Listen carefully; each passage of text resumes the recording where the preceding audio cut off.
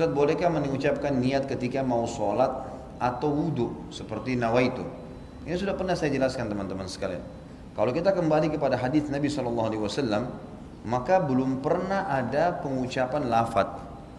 Tidak pernah ada satupun hadis Nabi SAW yang berbunyi nawaitu shoma ghadin, usolli fardhu salatid duhur, nawaitul wudhu. Ini tidak pernah ada lafadz hadisnya.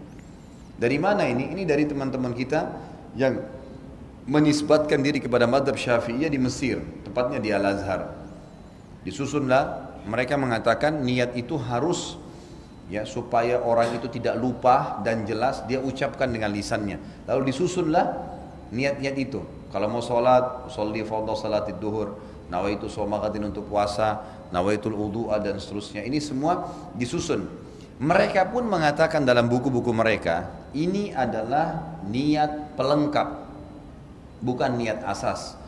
Niat asas dalam hati. Kalau ada seseorang mengucapkan dengan lisannya nawaitu shoma ghadin usolli fardhu salatid duhur, tapi hatinya enggak niat sholat, enggak diterima.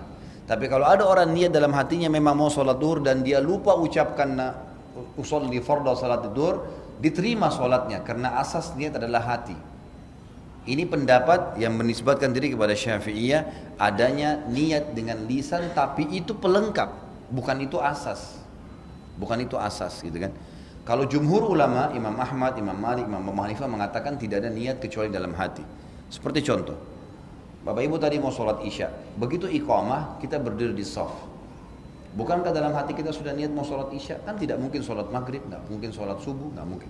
Sama pada saat kita berdiri di shaf belakang jadi makmum, ada imam, kita di belakang, bukankah sesuatu niat jadi makmum? Bukankah tadi imam kita pada saat maju di tempat imamnya dia sudah niat mau jadi imam dalam hatinya? Ya itulah niat sholat. Dia tidak perlu mengatakan makmuman, imaman. Yang sudah jelas-jelas jadi makmum dia. Sudah jelas-jelas dia begini. Dia mau sholat duha. Dia berdiri mau sholat duha. Tidak mungkin dia niat sholat duhur. Itulah niatnya. Dan ini yang dikatakan oleh para jumhur ulama, bahwasanya niat tidak perlu dengan lafadz karena belum pernah ada dinukil dari Nabi SAW seperti itu. Satu-satunya yang disebutkan dan didengarkan oleh para sahabat itu adalah waktu Nabi SAW menyebutkan niat haji dan umrohnya.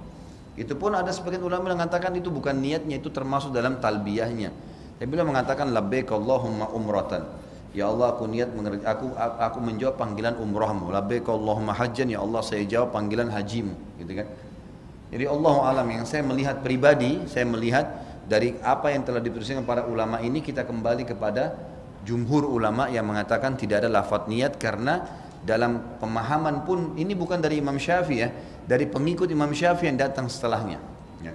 Karena Al-Azhar ini ada jauh setelah Imam Syafi'i, jauh. Imam Syafi'i tahun berapa? Tahun 204 meninggal dunia gitu kan. Sementara Al-Azhar ini ada tahun berapa gitu ya. Jadi sudah jauh. Makanya datang pengikut-pengikut yang menisbatkan diri lalu kemudian memasukkan dalam sebuah madhab. Allahu alam.